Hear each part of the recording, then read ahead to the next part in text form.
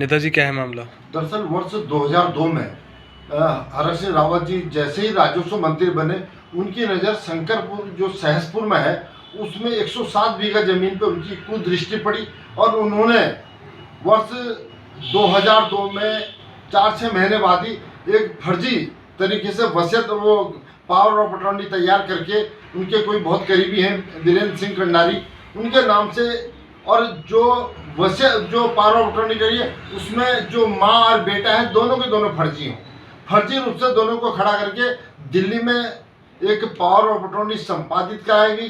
जबकि मजे की बात यह है कि जो उनका बेटा बना सुशीला रानी का, उसमें जो किरदार है वो विकासनगर ब्लॉक का ही रहने वाला है, उसको यहाँ से हायर करके ले गए और वहाँ पर ये पावर ऑफ अटॉर्नी इन्होंने संपादित कराई। उसके बाद हरक सिंह जी ने इसमें एक फर्जी हस्ताक्षरित आवेदन पत्र तैयार किया सुशीला रानी के नाम से। उसमें अपने पैड पे उन्होंने बाकायदा जिलाधिकारी को निर्देश दिए कि इनके नाम दाखिल खारिज किया जावे। उसके बाद से लगातार गेम शुरू हो गया। उससे पहले मजे की बात है कि जब दिसंबर में पावर ऑफ अटॉर्नी इन्होंने कराई, उससे 3 महीने पहले सितंबर में एक विल सुशीला देवी उर्फ सावित्री देवी वर्मा के नाम से एक विल तैयार की गई जिसमें उनका बेटा भीमसेन वर्मा को सारी संपत्ति देने की बात कही।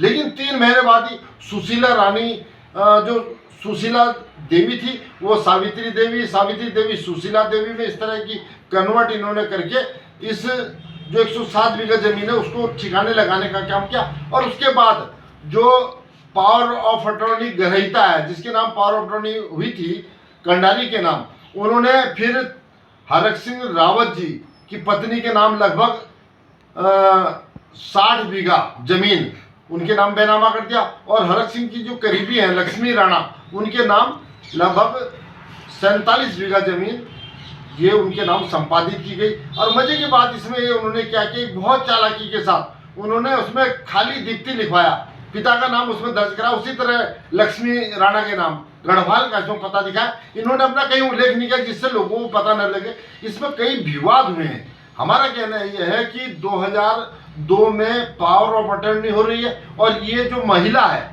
सुशीला देवी है 1974 में मर चुकी है, ये सूत्र है, इसके दस्तावेज है, इस बात को कह रहे हैं कि उसकी मृत्यु हो चुकी है। लेकिन उसके बाद इस जमीन का बाकायदा वसीयत, बाकायदा पावर ऑफ अटॉर्नी ये बड़े संदेह के घेरे में है। और इसमें 2009 में अपर जिलाधिकारी प्रशासन देहरादून ने इस जमीन को राज्य सरकार में निहित करने की बात की, एसडीएम विकासनगर को, इसे निहित किया जाए। सहसपुर थाने में वर्ष